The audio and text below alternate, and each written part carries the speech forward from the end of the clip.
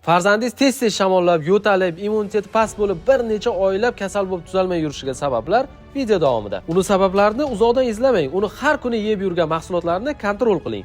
Bu mahsulotlarni 90% ota-onalar berib kelmoqda. Aynan shu top 3 ta mahsulot bolalarning immunitetini tushirib yuboradi. Birinchisi, chips, kireshki va shunga o'xshash mahsulotlar, ularning tarkibidagi trans yog'lar va E moddasi organizmda immunitetni o'ldiradi. Ikkinchisi, kola, Pepsi va shunga o'xshash gazli ichimliklar tarkibidagi ortiqcha shakar, kimyoviy moddalar bolaning ichaklariga zaharli ta'sir ko'rsatadi va mikroflorani buzib, immunitetni tushirish bilan birgalikda allergiyaga moyil qiladi. Uchinchisini aytishimdan oldin javobingizni kommentariyada yozib keting. Siz ham shu kabi mahsulotlarni farzandingizga berasizmi? Uchinchisi, ko'p miqdorda shakar, ya'ni shirinliklar bolaning immunitetini o'ldiruvchi sehrli bomba hisoblanadi.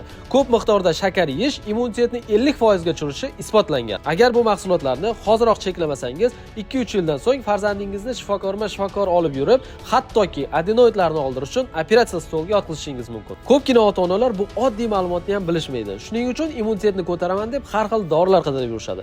Bunday bo'lmasligi uchun ma'lumotni yaqinlarga yuborib, menga obuna bo'ling.